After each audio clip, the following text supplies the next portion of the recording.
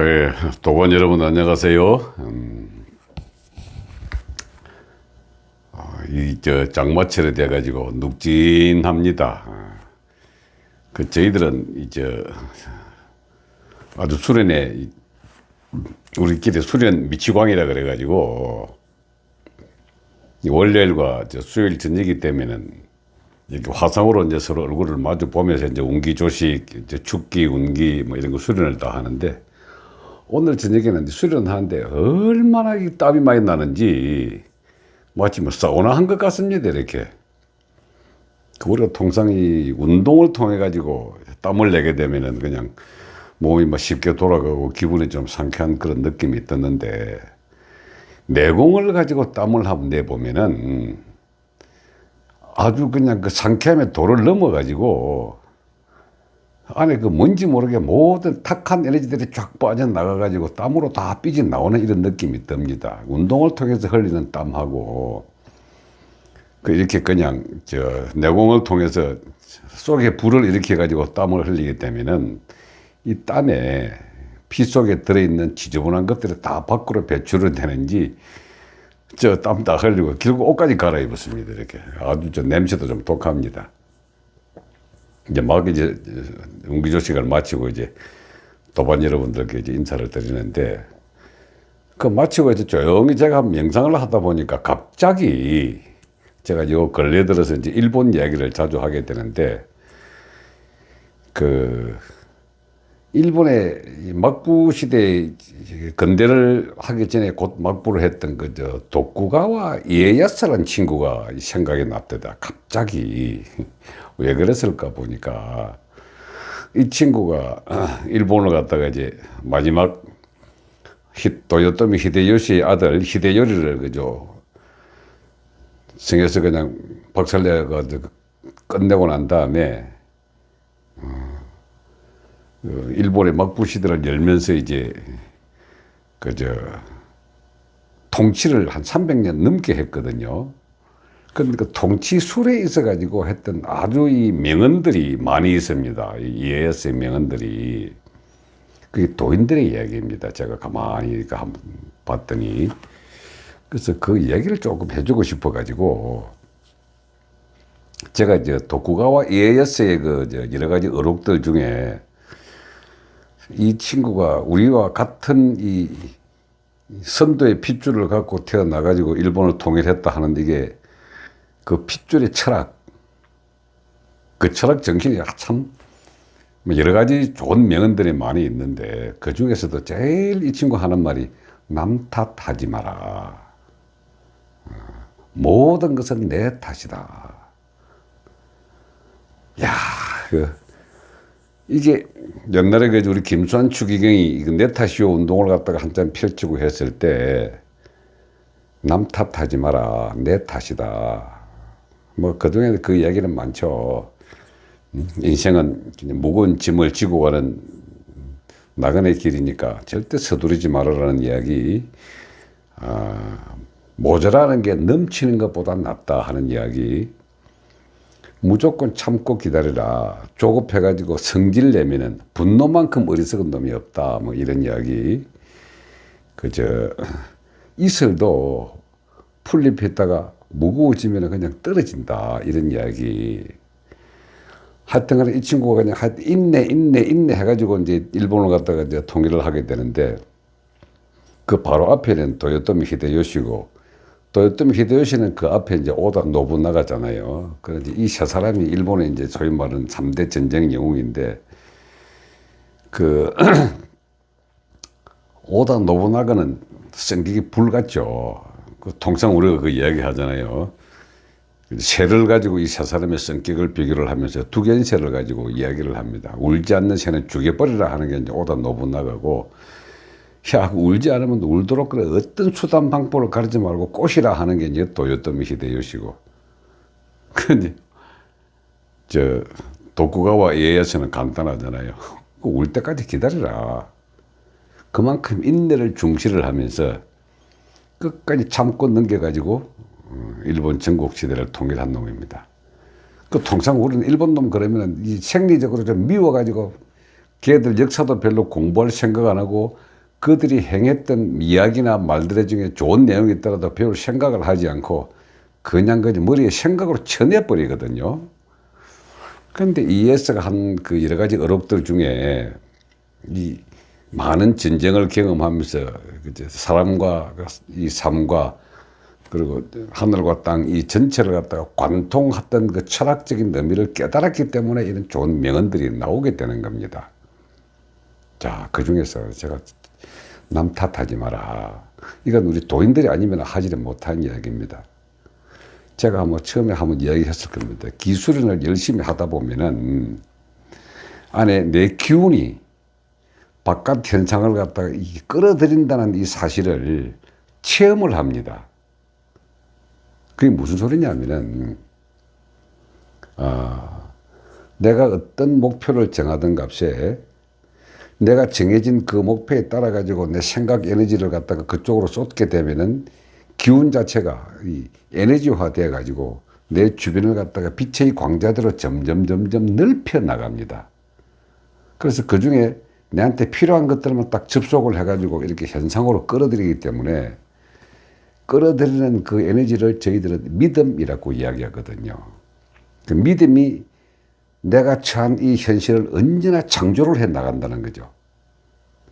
그 결국 우리 종교적 기복 신앙은 이렇게 해달라 하고 그냥 빌기만 하는 것이 아니라 이렇게 된다라는 확신을 가졌을 때 그 현상은 내한테 일어난다라는 것을 제가 옛날에 한번 말씀을 드렸습니다. 그래서 이게 기복 신앙이거든요. 근데 그것이 이렇게 해달라 하고 비는 것하고 나는 이렇게 됐다고 되어 있는 그 모습을 완벽하게 딱 그리는 걸 우리가 심상화 수련이라 그러거든요. 마음으로 상을 그렇게 되어 있는 상태를 그리게 되면 그렇게 된다. 다른 말로요. 우리가 걱정을 많이 하면은 걱정하는 현상이 일어납니다. 왜? 내 생각이 그 의식 에너지화 돼가지고 주변에 번져 나가면은 그 현상과 접속을 해가지고 실제를 창조를 하거든요. 그래서 모든 것은 내 탓이다. 남 탓할 거 없다라고 하는 도쿠가와 이에야스의 이 말이 그 종교에서 말하는 내 탓이요 운동과 똑같은 내용인데 종교 지도자는 그 영적 에너지의 상태가 현상을 창조하는 그 내용을 보고 그냥 관념적으로 입으로 이야기를 하지만은 전쟁을 통해서 모든 것 갖다가 나이 76인가 7까지 이제 이 살아갔던 도쿠가와가 그 전쟁을 통해서 온몸으로 체득한 이 삶의 진리는 그 받아들이는 사람에 따라서 그게 각각 다르게 되지만은 어쨌든 간에 그게 무게가 훨씬 더 높다는 겁니다. 이렇게. 자, 내 탓이요. 부족한 것은 넘치는 것보다 부족한 게 낫다. 통속으로 과유불급 그랬거든요. 근데 이 모질이라는 것은 넘치는 것보다 낫다라고 이야기하는데 이게 무슨 소리냐면요. 내가 목표로 삼았던 어떤 목적, 이 목적을 크게 잡으면요. 이루고자 하는, 이루고자 하는 이 단계, 요 중간에 갭이 나를 실망시키게 되는, 그리고 나 스스로가 이 쏙병에 생기게 하는 그 에너지가 요 목표와 달성 가능성 요 사이의 간격을 이야기하는 겁니다, 이게. 근데 모자라면 말이죠. 목표가 크지 않고 모자라면 그 밑에 하면 간격이 줄어든다는 소리거든요. 예를 들어서 내가 돈 1억을 벌겠다. 그렇게 목표를 크게 잡아놓고 1억을 못 벌면은 엄청 자기 자신을 실망하고 이 속에 병이 생기고 덜 자기를 볶잖아요. 근데 그걸 갖다 1,000만원으로 낮춰버리면은요, 모자라는 거잖아요. 그럼 1,000만원 낮춰버리면은 내가 100만원을 벌더라도 900만원 정도밖에 실망감이 안 생기지만은 1억을 목표로 했다가 100만원 밖에 못 벌으면은 9,900만원 정도에까지가 그게 다 내 안에 병이 되는 겁니다. 이렇게. 그래서 부족한 것은 넘치는 것보다 낫다는 겁니다. 목표상으로 그렇다는 거죠. 그래서 이걸 도쿠가와 그 얘기를 참 잘했습니다. 그리고 이 친구가 이슬도 차게 되면은 떨어진다라고 하거든요. 이게 우리의 이 삶에 걸어가는 이 과정 자체를 상당히 잘 설명해 주는 말입니다. 그래서 이 친구의 이제 과유불급인 얘기라든지, 인생은 서두르지 마라, 먼 짐을 짊어지고 흘러가는 길이다라고 한 이야기라든지, 새가 울지 않으면 울 때까지 기다린다라고 하는 그 인내를 설명한 거라든지, 조급하다가 분노하는 것은 그만큼 어리석은 놈이 없다라고 한 거라든지, 이것이 백제에서부터 일본으로 흘러 들어간 그들 그 쇼군들, 막부들의 그 지혜에서 나온 말이거든요. 그 참고적으로요, 그 오다 노부나가 이 친구하고 도요토미 히데요시하고 이제 한 게임 붙었잖아요. 근데 도요토미가 일본의 조총을 처음 가지고 온 친구입니다.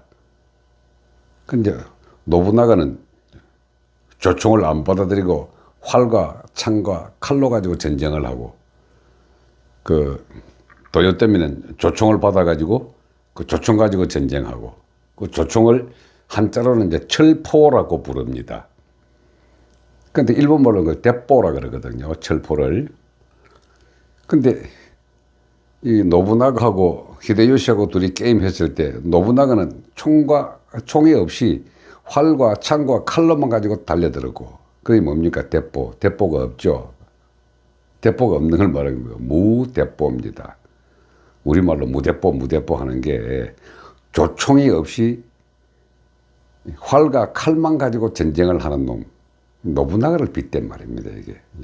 그래서 무대포라 하는 것은 무식하게 달려드는 놈을 갖다가 무대포라 그러죠. 이 무대포를 갖다가 이 도요토미는 조총 열심히 이제 화약 집어넣고 빵 쏘고 하는 그걸 가지고 이제 노부나가를 이기게 됩니다. 근데 나중에는 도요토미 자체도 도쿠가와한테 지게 되거든요. 근데 이런 대포와 무대포를 가지고 달려드는 이 일본의 역사를 가지고 인간 의식의 생각들을 공부를 해보면은, 역시 뭐 어떤 지도자나 어떤 지배자나 뭔다 하더라도 결국은 그 자신이 가지고 있는 의식 에너지, 생각 에너지를 어느 정도 선에서 자기 자신의 격을 만들어내느냐를 가지고 그렇게 한 시대의 이름을 남겼냐 안 남겼냐는 그 결과를 이루어지게 된 거죠. 지금 제가 집사람이 일본에서 학교를 나와가지고, 제가 결혼하고 난 다음에 이제 자기 고등학교 담임선생한테 인사로 간다고 일본으로 가가지고 한번 관광을 한 일이 있었는데, 일본의 조그마한 도시들이나 어떤 마을 이런 데 가보면은요, 얘들은 정법으로 전쟁을 하지 않냐고 얍삽하게 합니다, 전쟁을. 그래서 닌자가 많이 발달하게 된 이유도 기습 위주로 전쟁을 하거든요. 그래서 골목이, 똑바로 된 골목이 그요. 가다가 꺾어지고, 꺾기가 또 가고, 꺾기가 또 가고, 이게. 그래서 저는 이제 저 집사람 담임선생이 저를 안내해 갔을 때 제가 그 이야기 했거든요. 딱 길을 보자마자 저는 알았습니다. 야, 이 기습용, 방어용 길이로구나. 그렇게 얘기를 했더니 자기도 왜 그런지 내 이야기를 듣고 알았다는 거죠, 이렇게. 이 골목에 기억자로 꺾이고 또 꺾이고 하는 이유가 숨어서 조지고 하는 이 전쟁 대비용 시가지 전투의 방어용 길을 갖다가 그런 식으로 만들어 놨던 겁니다, 이렇게. 그래서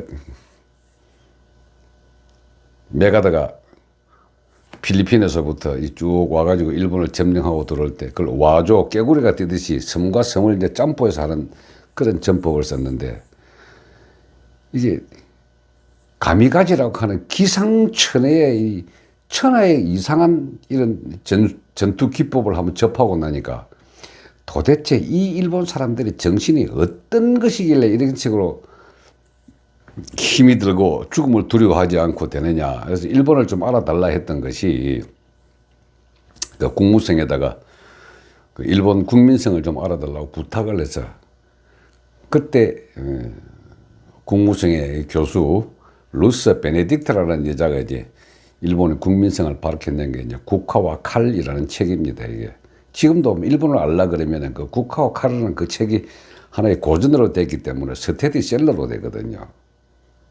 근데 거기에 보면은 도쿠가와 이에야스가 한 이야기들, 인내하라, 내 탓이요 분노하지 마라, 그리고 이슬이 차면은 풀에 떨어진다, 떨어지고 다시 또 이슬이 만들어진다, 생사순환이라고 하는 게 아무것도 없다는 걸 철학으로 계속 이야기한 내용이 그 국화와 칼에다가 다 기준됐습니다. 그래서 결국 메가드도 천황제를 폐위하지 못하고 그냥 그대로 이제 남겨두고 그 전범들만 이제 처리를 하게 되는 이런 그 전후 처리가 나오는데, 뭐 이에 관련된 얘기는 제가 뭐 시간 날 때마다 한번 해드리겠습니다. 어떻게 해가지고 우리 6.25를 이용을 해가지고 저들이 그래 컸는가.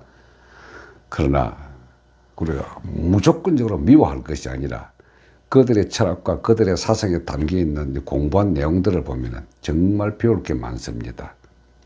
우리나라는 말로서만 하는 조선 성리학을 가지고 이 관념적인 삶으로서의 철학적으로 해왔지만은 일본은 온몸으로 전쟁을 해가면서 살고 죽고 하는 이런 과정을 거쳐가면서 그런 철학적 사고를 바탕을 했기 때문에 쟤들이 세계 두 번째 강대국이 된 그 이유가 있는 겁니다. 그래서 그 이유 중에 도쿠가와 이에야스의 그 명언과 그 철학 많은 도움이 될까 싶어가지고 오늘 역사 중에서 일본의 역사 그 중에서도 도쿠가와 이에야스의 명언을 가지고 한번 말씀을 드렸습니다. 예, 고맙습니다.